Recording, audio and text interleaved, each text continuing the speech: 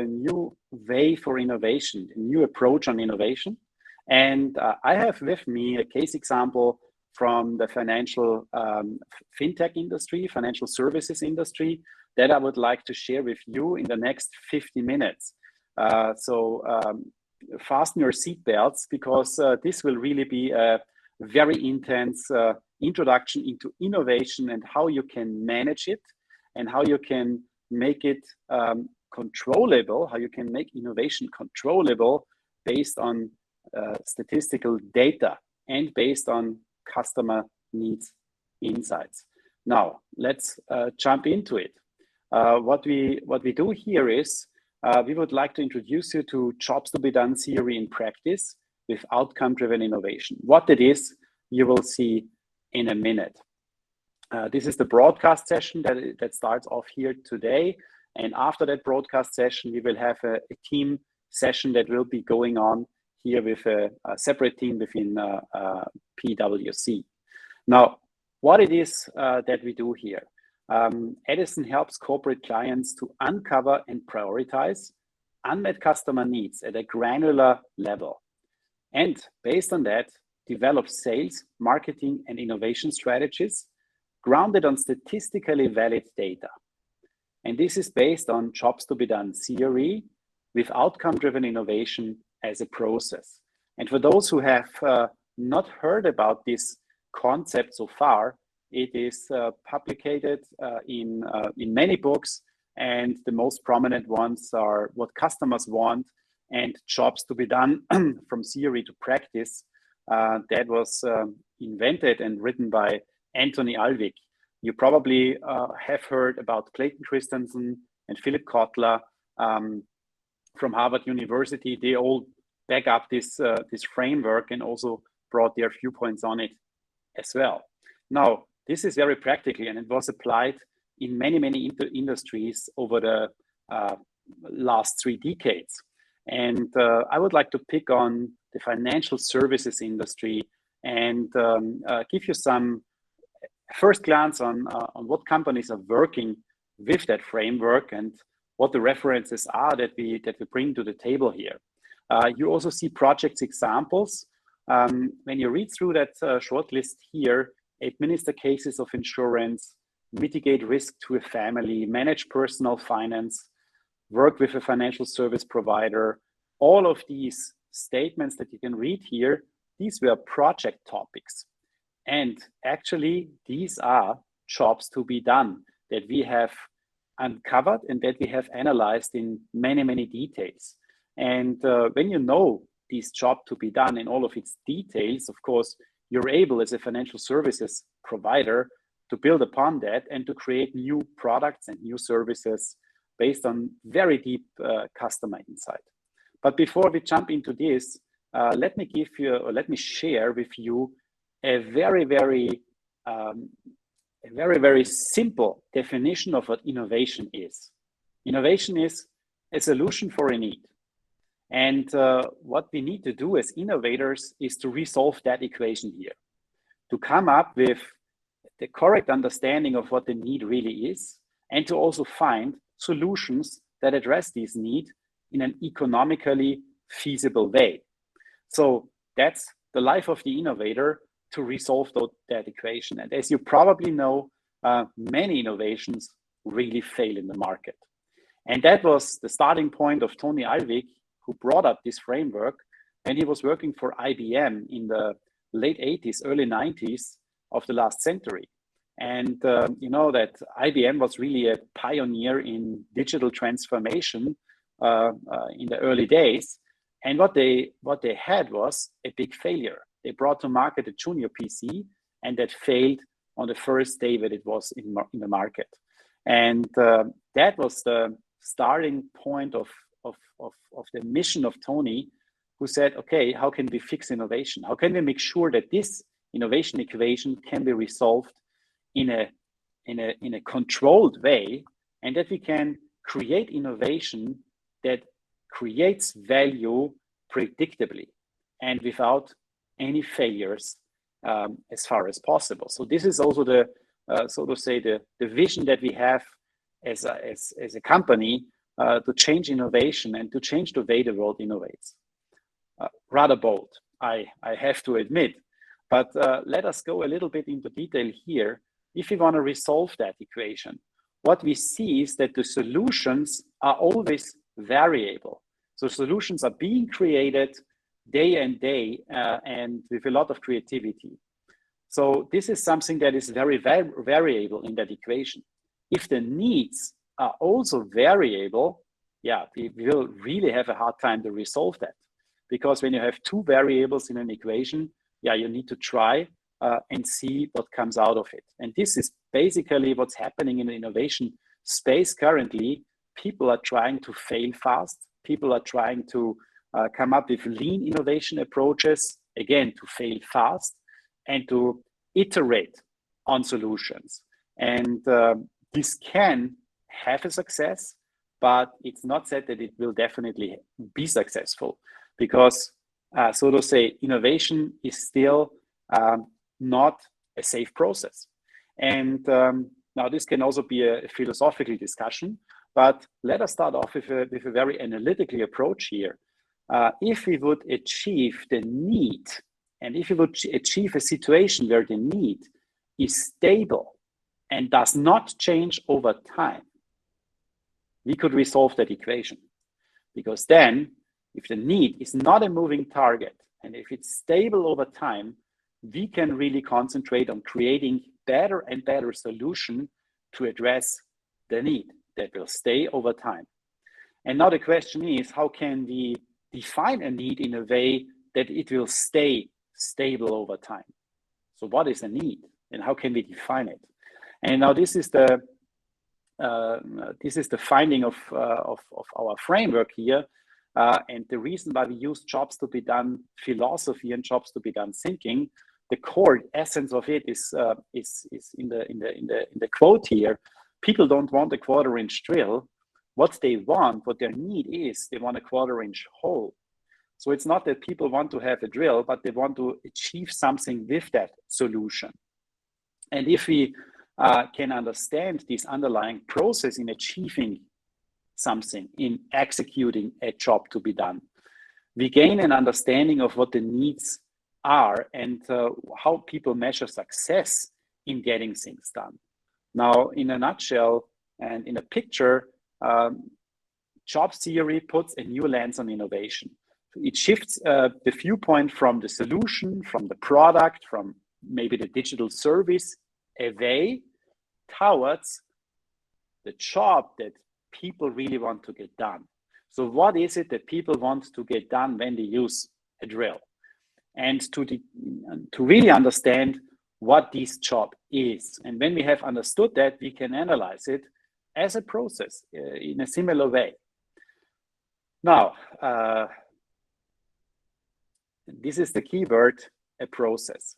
We need to have a process to bring that philosophy to the streets. And that process is called outcome-driven innovation.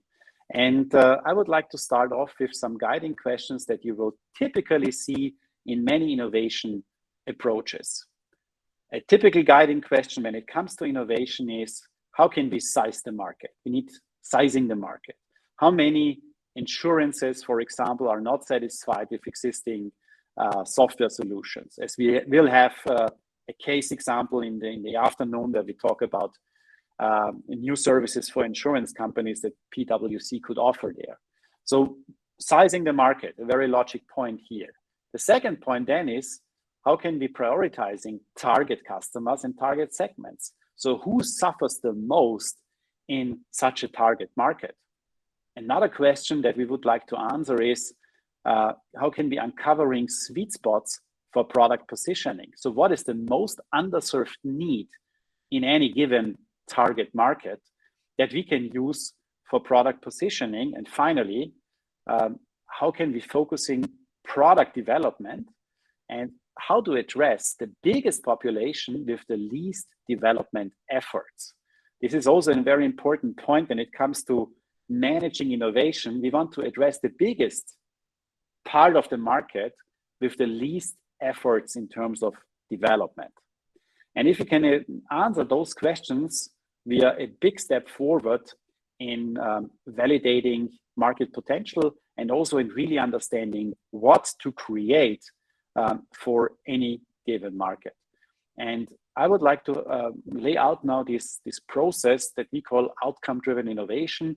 It is a strategy process and same time an innovation process that is very, very strategic. And that process here starts with a first step that we define a market around the job to be done. So independent of any products or services, we try to understand who are the job executors in a market and what is the job that they want to get done. And when we have understood that, we can go in another step, in a second step, talk to people, talk to those job executors and uncover their real customer needs. So we call that desired outcomes when getting the job done. So this is the second step. In these first two steps, we try to understand all the needs that are there in such a market. When we have all the needs on the table, we can go ahead and create a questionnaire, put that questionnaire out to many, many job executors. You may call them personas or customers, and ask them for their priorities. So to get the priorities for importance and satisfaction scores with each need that is in the market from a very, very broad base of potential customers. And that is happening in step 3. And in step 4, we then drill down those data, do data analysis, and carve out certain answering patterns out of those questionnaires to identify the true segments in a market. So to really understand how big are different segments of opportunity and what makes the difference between those segments. So to really better understand the market as such. And based on these findings of step 1 to 4, we can then moderate a team and facilitate a team to really come up with a growth strategy and to deploy that strategy as well. And when we talk about growth strategy, we talk about, first of all, positioning, communications, improvement of any existing services and solutions, and then closing gaps in an existing portfolio of products, and finally coming up with totally new delivery platforms that can get the whole job done for a customer.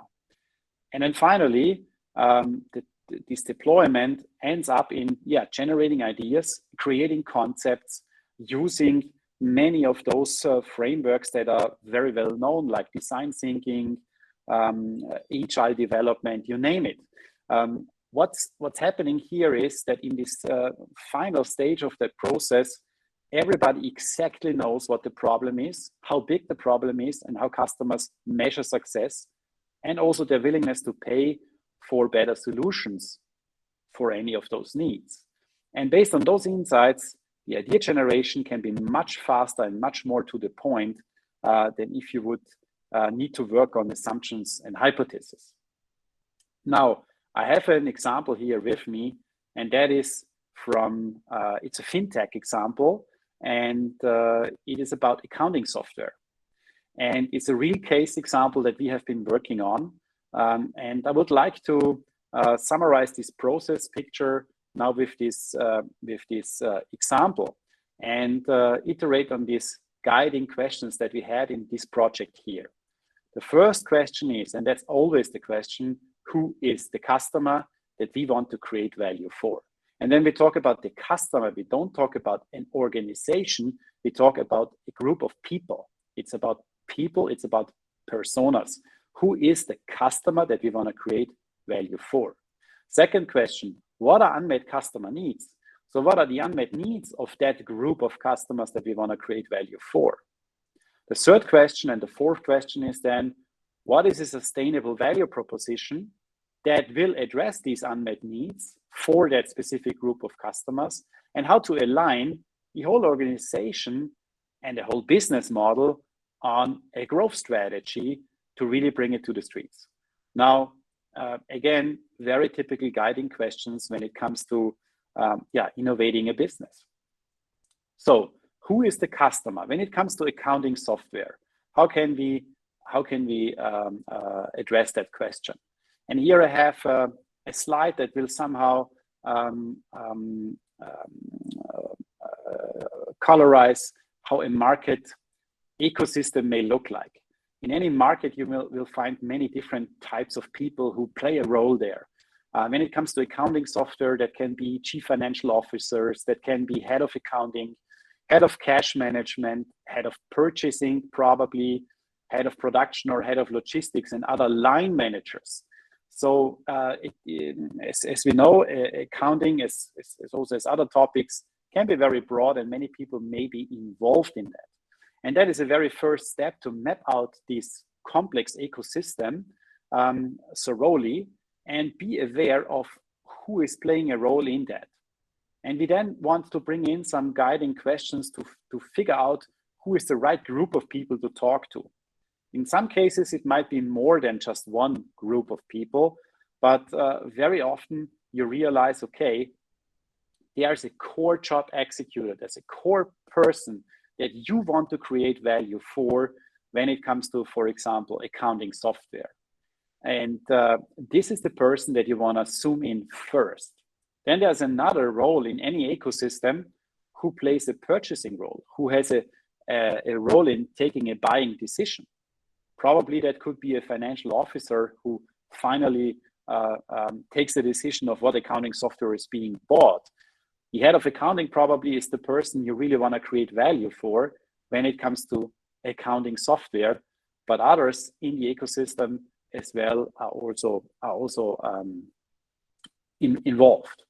Now, we have some guiding questions that we would like to discuss then afterwards with your team when it comes to that specific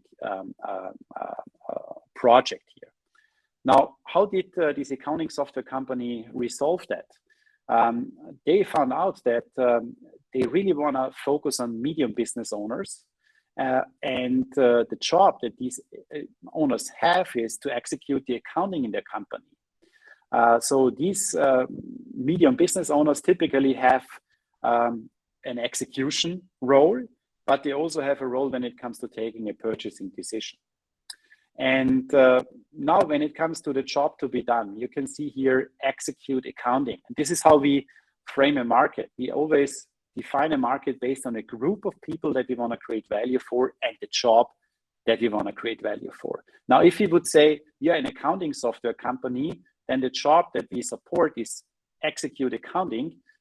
Yeah, that is more or less true, but maybe this is still very, very generic. So there is and that can be a trap in applying job to be done thinking.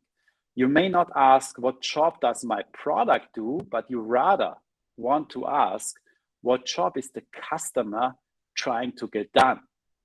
So to really talk to this medium business owner and ask them, what is it that you want to get done when you use an accounting software? What are the jobs that you want to get done?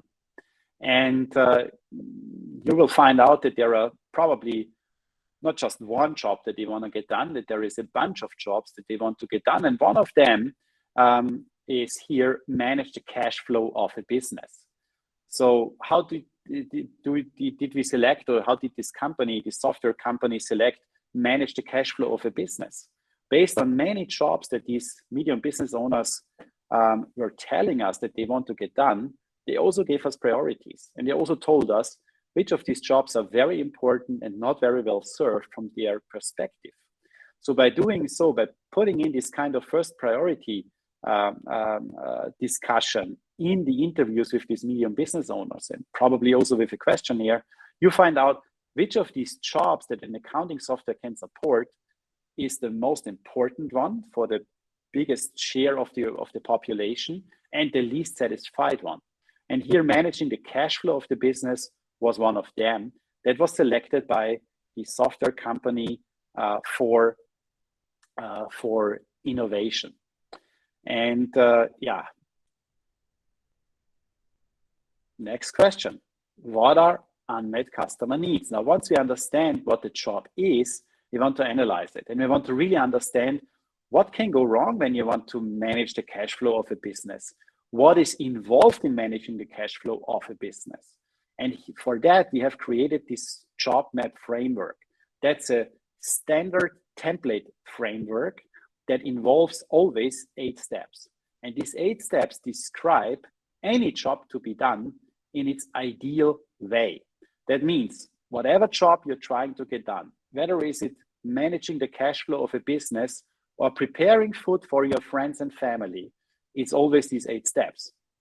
And it's always that people want to be able to define and plan what they are trying to get done.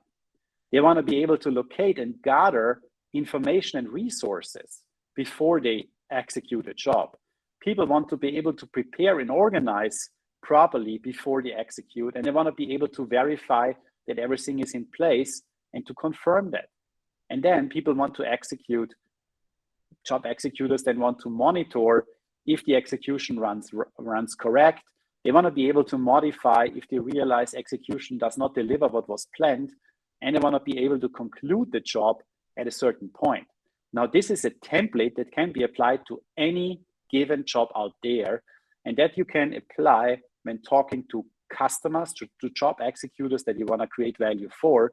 Ask them, when you know what the job is that they want to get done, these 8 kind of questions.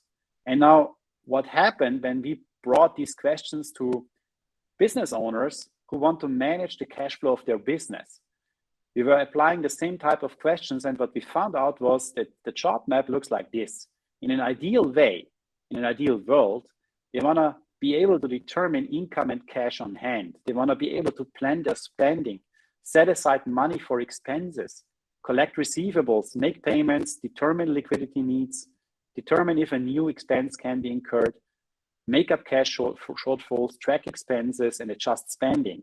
Now you can see that these 8 steps from the template are included here, but so to say, there's flesh on the bone here, because the business owners told us what that exactly means for them when it comes to managing cash flow of the business. And what you have here is what we call a job map and a needs model for managing cash flow of a business. What you don't have here is you do not have mentioned any kind of solutions. And what we see is that people use different types of solutions to get the job done. Some of them use a software like QuickBooks, others use Excel, others use the checking and money market accounts, and so on, you name it. Many people do this with their Excel sheets that they have created on their own. And now these are the solutions. And what we have here is we have separated the need from the solution. Now we know what people want to get done, what the job really is structured, and how they want to execute the job. And we have separated that totally from the solutions that are in place at the moment. Now, what you can do as a software provider who already delivers accounting software, you can have a look at that job to be done, and you can map your existing services and solutions against that job and ask yourself, what step of the job is not addressed with existing solutions? What would a new solution platform need to look like that can get the whole job done on a single platform? Because that is ultimately what will create value for job executors if they have a solution platform, a service that help them get the whole job done on a single platform. That's the first point in time when you really can start to discuss innovation strategy and a long-term business vision if you want to address managing cash flow of a business as an integrated service provider. And that's, by the way, is what fintechs typically want to do. So, and now we want to also understand how can we measure that? How can we measure how well this job is already being served? And how can we measure what the customers really expect to get when they manage cash flow of their business? And there are 3 guiding questions here: faster, more predictable, and with higher output and throughput. These are the 3 desired outcomes that people have when they try to get a job done, try to get the job done better. And now these are, again, guiding questions when talking to job executors. Ask them, for each step of the job map, what causes you a lot of time in that job step? What can go wrong in that job step that should not go wrong? And what limits your output and your throughput when you try to get through that job to be done? What this will deliver is, we call that desired outcomes, outcome statements, metrics, measurable metrics that are aligned exactly to each step of the job map. And now this is the needs model that you want to have in place. By doing so, by approaching a needs analysis like this, you can be sure that you first of all capture the whole job to be done, and then also capture all the metrics that are involved in getting it done. I have an example for managing cash flow of the business and what we heard from job executors there. When it comes to collecting receivables, there was one desired outcome that was told to us. It is minimizing likelihood of differences in bank-specific data requirements and formats when sending or receiving payments. Minimize the likelihood. So you can measure that. It's a likelihood and you can measure that. And people want to minimize it, that something goes wrong. This is a statement for something going wrong. Another statement here, when it comes to making payments in cash management, people want to minimize the time it takes to demonstrate legal proof that a payment has occurred. You can see a very clear-cut statement. It's measurable. It's the time it takes that they measure, and they want to minimize the time it takes. You have a clear direction of improvement. You have a metric that is measurable, and you have a very clear-cut definition of what the need really is. Demonstrate legal proof that a payment has occurred. What you do not find in such a need statement are features, solutions, products, technologies, AI, or machine learning, or whatsoever. There are no solutions included in a good need statement. And therefore, the need statement will stay constant over time. Look at the job map. Look at all the steps of the job map. Look at that need statement that we have here. That job map was here already 100 years ago. And that job map is here still. And the job map itself will be here in 50 to 100 years in the future as well. What will happen, of course, is solutions will change. And many things will be automated in the future. And many of those steps will work automated, in the long-term future. But the job, the need, will stay the same. And that solution that can get the job done better, measurably better in the future, will make the race in the market.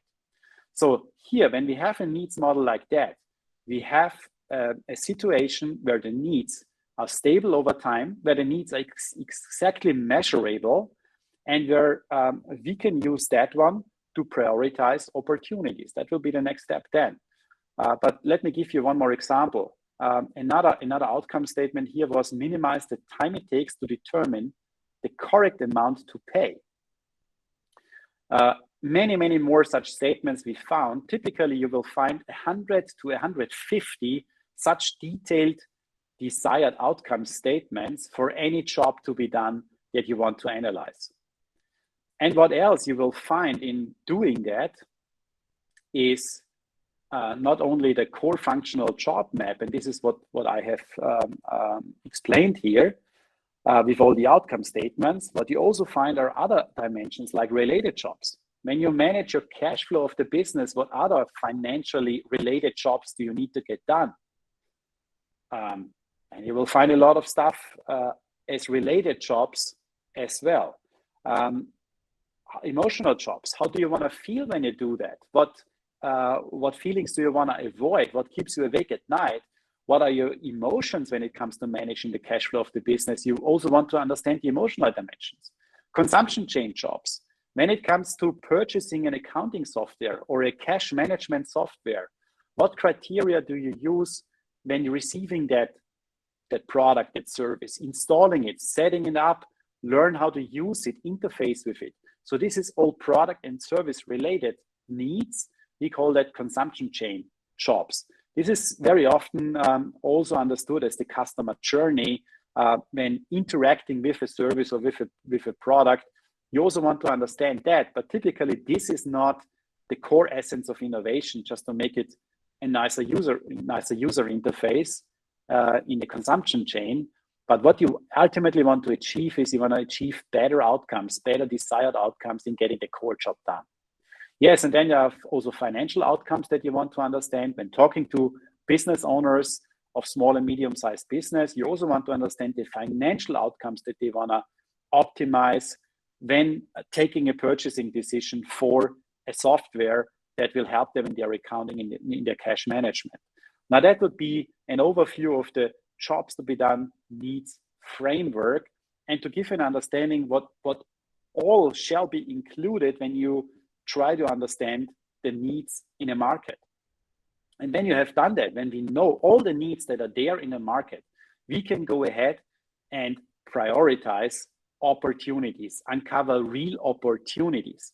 An opportunity, and this is what I will show you now, this is steps 3 and 4 in the process. An opportunity is an unmet need. That means a desired outcome that is underserved or overserved. So what we want to understand is how well is a need served or overserved. And we do that with a questionnaire that has 2 dimensions.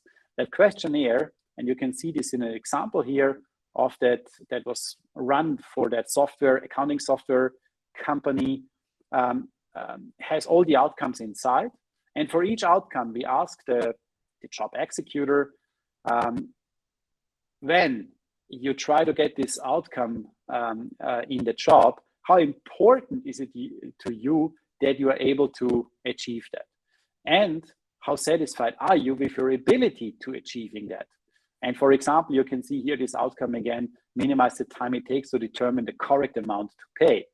Now, when you give this questionnaire out to 500 business owners, or let it be 1,000 business owners globally, or in those geographies that are of strong interest for you as a provider, you can be sure that you can really evaluate the true opportunities that are there in the market. And this will be visualized in what we call an opportunity landscape. Now you can see, based on these questionnaire results, a lot of dots on that graph here. This graph has these 2 axes, importance and satisfaction. The horizontal line is importance and satisfaction is the vertical part. And each dot here is a need, is a desired outcome that was evaluated by 500 or 1,000 by a large group of job executors. And now we can see which of these desired outcomes are extremely important for the majority of executors and not very well satisfied for the majority of executors. These are underserved needs. They are on the very right-hand side of that graph. And here we have opportunity for innovation and for value creation with better performance. On the other hand, we also see overserved needs. These are those needs that are not as important for the majority of people, and same time overserved with existing solutions. So the satisfaction is too high for those needs. Those overserved needs can also be addressed with innovation. For example, with disruptive innovation approaches, like coming up with a solution, with an accounting software solution that is not as performant related to those outcomes, that just doesn't address that, because it's not important for the majority of the population.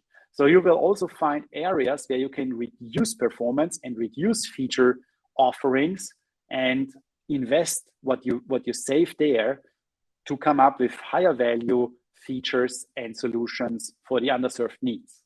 Then there are also table stakes. These are those needs that are extremely important and same time very well addressed with existing solutions already. Now here we need to be careful not to disrupt that and not to come up with a future solution that will not deliver the same level of satisfaction. And having said that, if that is the total market, the picture of the total market, you also want to zoom in and understand, are there certain segments of customers in the market, like certain groups of customers that have a different viewpoint on their needs. And when you have that in a statistical database, these questionnaires, you can run statistical analysis, of course. And what we do here is discover hidden segments of opportunity, data-driven. That means the data tells us if there are a number of people out there in the market that had a significant different answering pattern in that questionnaires than other people. And in that example here, that's a schematic example, we found that there are three groups of people, like three groups of, if you would like to say, small business owners. There's a group of small business owners, that's the violet one on the right-hand side. They are extremely challenged in minimizing the time it takes to determine the correct amount to pay. And they would pay more for a better solution that helped them for that outcome. On the other hand, there's another group of people, and this is, you also know the size of that segment, it's 19% in the total market, who is totally overserved with that need. They say minimizing the time it takes to determine the correct amount to pay is not an issue at all for me. It's not important for me, and I'm already very well satisfied in getting that done. And then there's another segment somewhere in between. Now, when we know, first of all the needs that are in the market, and we know which of those needs are underserved and which of those overserved, and we know who are the people who are underserved and who are the people who are overserved, we can really lay out a growth strategy. And that is happening in this step number 5 of the ODI process. Now here the question is, and the guiding question here is, first of all, what would be a sustainable value proposition for such an accounting software business? And you may use the business model canvas for that, or other canvases for that when you talk about value proposition. We are also working together with Alex Osterwalder on value proposition design. You can also read that in his books, where he recaps the outcome-driven innovation approach. What you can do here is, now that you have understood the market, the customer segments, you exactly know what segments you have out there, you know what the job is that they want to get done, and you know what are the biggest opportunities for those people out there, you can then go back to your value proposition discussion and have a very clear-cut discussion how well you already addressed that or not. And that is a very structural exercise. Then you go back to the question, to the jobs to be done needs framework, to your job map, and you have 2 guiding questions. The first one is, how can we get more of the job done on a single solution platform? And the second question is, how can we get the job done better and or cheaper? And the answer to those questions will be found when you look at desired outcomes. In each of those job steps, desired outcomes that are overserved or underserved per segment. Now, this is then really a very analytical exercise, and you will become a controller, so to say, of innovation, because here you can really control the whole innovation strategy creation based on valid statistical numbers. What happened here with this software provider, now I can mention that it is Intuit that we have been working for many projects, and Intuit brought the QuickBooks software that is probably known by many of you. It's an accounting software for small and medium business owners. And this QuickBooks, now what Intuit made was really a business model innovation, because what they realized is that if you want to manage the cash flow of a business, and if you want to come up with solutions for many of these desired outcomes, it's highly linked and highly related also to your interaction with your bank. And what QuickBooks did is they partnered with a bank and they came up with the QuickBooks Cash offering that is including a bank account that is involved and integrated into the QuickBooks accounting software in a nutshell. Now, there's also a link that you can have a look at, and I would also have a video on it, but I do not want to stress too much time on this now. You will get a handout of this presentation and you can have a look at this on your own. But you can see what Intuit is doing here is they are trying not only to come up with better solutions on cash management, but also on other jobs that small business owners have. And it's analyzed in a similar way. Now, how to align now the organization on such a growth strategy. And I would like to just flip over that and not to go too much into detail here, but what you can do when it comes to creating growth strategies, of course, to use a metrics here as well. And we also have created one of those, such a metrics. In our understanding, you can get a job done worse or can get the job done better, depending on what type of customer you want to serve. If the customer is underserved, you need to get the job done better. If a customer is overserved, you need to find a solution to get the job done worse and with less effort. And on the other hand, you can charge more for getting the job done, or you can charge less for it. And based on these dimensions of that matrix, it's not possible to derive certain target strategies for each customer segment in a market. If you have a customer segment that is more or less satisfied with existing solutions, you want to go for a sustaining strategy, improving on an iterative level. On the other hand, if you have a customer segment that is highly overserved, you want to go for a disruptive strategy, get the job done worse, charge less for it, or for the group of people that is highly underserved, get the job done better, and same time charge more for getting it better. Now, this is not a logic how you can really derive on a very analytical basis target strategies based on true customer needs segment. And this shall happen in an integrated approach with different departments of an organization, with different teams of an organization. Starting with those opportunities and those insights, you want to involve your product strategy team. That is responsible for product road mapping, product portfolio, product improvement, and also new product development. This team shall build upon those opportunities and insights. On the other hand, your digital service strategy shall be involved as well with digital roadmaps, service portfolio creation, user experience optimization, the consumption chain jobs, and also new service development to get the whole job done. In many cases, you will realize you need to align your business model as well. Like Intuit did that with partnering with a real bank. And then you also want to include your marketing teams that will come up with new value propositions, competitive strengths, web campaigns, sales pitches, and so on, as it is extremely precise what you know about your customers. And you have these desired outcome statements that you can really use to create stories for communication. And having said that, this would be the overview here. Now it's also possible to drill it down in a very, very specific strategy session with your integrated teams to align all of these teams together in a workshop, show them the desired outcomes, the biggest opportunities in the total market that you found, and discuss with them, first of all, what opportunities exist for value creation in the market. Please take your measures based on that in all of your teams here. Second of all, how can we position our existing services and products when we know those opportunities in the market? Maybe we do not need to innovate at all. It would be successful or sufficient to just better position what we already do.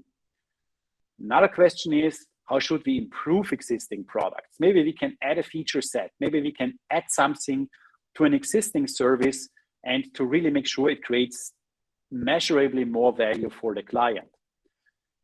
What new offerings are needed to fill gaps in the product and service portfolio? Do we have gaps in the portfolio? How do they look like? And what do we need to create newly? And finally, what would a long-term strategy look like or need to be pursued to get the entire job done on a single solution platform? That could be a question now that a financial services or an accounting software company could bring in here. If we take together all the jobs that people have when it comes to managing finance of a business, what jobs are they and how can we integrate that into one solution platform? When you look at the Intuit website, it already triggers that. As they say, you can combine our products together seamlessly. And this is a quote that directly jumps into this ambition here to come up with a new solution platform that gets the whole job done. Now, having said that, when you have laid out this strategy, a clear understanding of customer needs, a clear understanding of what you want to do in terms of product development, service creation, business model creation, marketing communication, it's about to translate that and bring it into practice. And there's just one element out of that is ideation and value creation. This is an element that you, of course, need to follow when you want to create something new. And here, it's possible to facilitate that ideation process with a job to be done design sprint that is as a design sprint, as you probably already know, but triggered and guided with these desired outcomes to start with, and with a clear briefing of all the team members in such a design sprint on what are the most important opportunities that we want to measurably address in the market.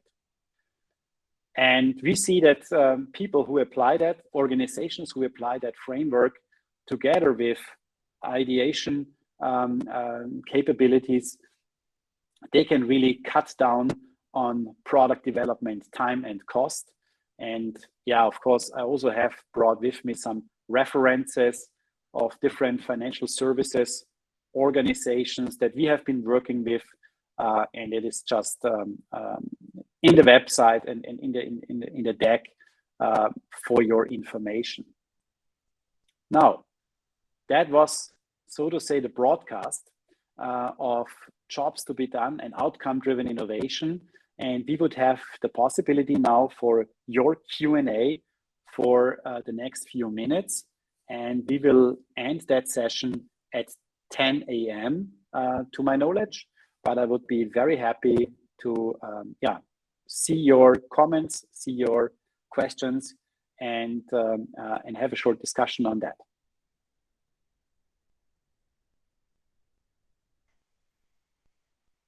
Erst einmal super vielen Dank. Also sehr spannend. Ich hoffe, das geht den Leuten im Stream auch so.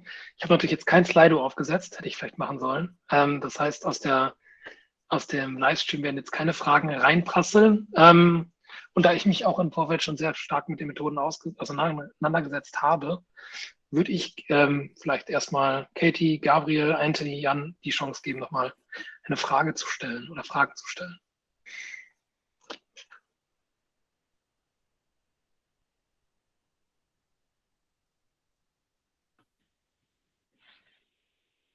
Also, um mal was zu sagen, also mich interessiert mich interessiert sehr gleich, wie man das Ganze mal testen kann und wie man vielleicht auch wie man das mit Ideation dann auch kombinieren kann, weil, ja, ich habe schon mal so Jobs to be done Workshops gemacht, aber ich glaube, das war in so einer anderen Art und Weise und ich bin echt gespannt, wie man das, ja, vielleicht nochmal anders gestalten kann. Also, wie gesagt, da freue ich mich nochmal drauf. Okay, ja, sehr gerne. Also keine direkte Frage, aber... Wir werden ja, vielleicht du hast etwas angesprochen. Ich antworte jetzt auf Englisch, damit man das auch weiter übertragen kann. So your question was that you have heard about job to be done, you applied job to be done, but in a different way. And what I would like to state here is that yes, there are different, so to say, processes to apply jobs to be done philosophy. And it's more or less always the same philosophy, but there are different ways to do it and different ways to approach it. And what we have here is outcome-driven innovation as a very, very clear process, as you have seen, that we are applying here. But of course, there are many other approaches and experiences out there. And if you want to gain a little bit more insight into what job to be done is, I would like to also recommend the website jobstobedone.com, where you can see a lot of quotes, a lot of postings, and that would be a good dive into that jobs to be done community. One more thing, as we are still on the broadcast here, there's a possibility to jump into jobs to be done and outcome-driven innovation in an international event that will happen in March next year in Vienna and online. It will be a hybrid conference. It will be the Job to be Done Summit Europe. And we will have a lot of innovators from different industries that will present their experiences and also their achievements in applying it. So we will have insurance companies there, we will have car manufacturers, automotive companies there. They will give their viewpoint and their and show how they applied the outcome-driven innovation process in their businesses. And that is, so to say, an invitation to join us in that big conference in March.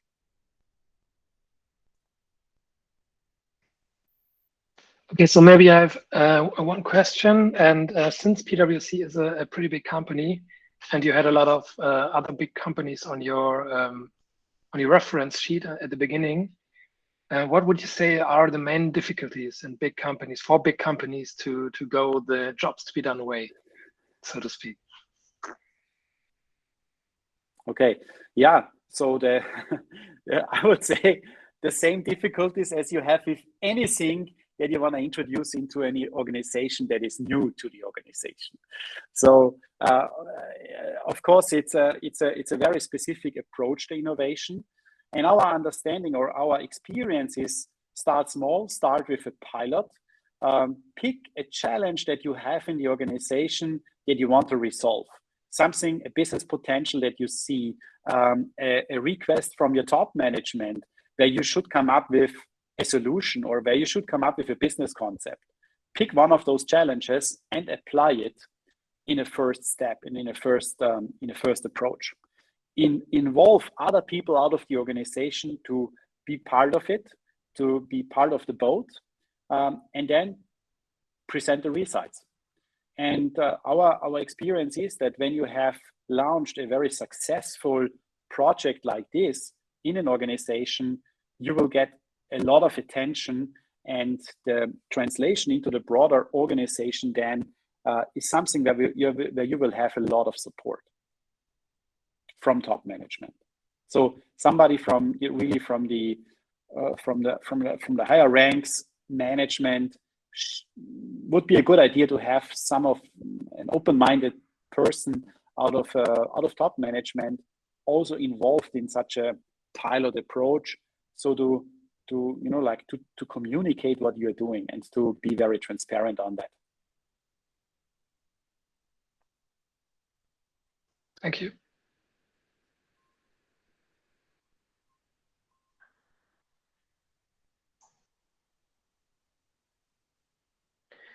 Okay, so I would like to also offer everybody who has questions, and now it's not possible in the chat here, to just drop us an email, drop you an email, Torben, and you will forward it to us or directly to us. You will also get a handout. You will get this deck as a handout, and we are very happy to hook up on LinkedIn, communicate to each other, have a dialogue, and discuss your viewpoints on innovation and how you do that in your experience. I would be really looking forward having such a dialogue with every one of you. Cool. So maybe let's close the live stream. Thank you everybody for watching, and I hope it was interesting for you. Then I will stop the stream and the recording.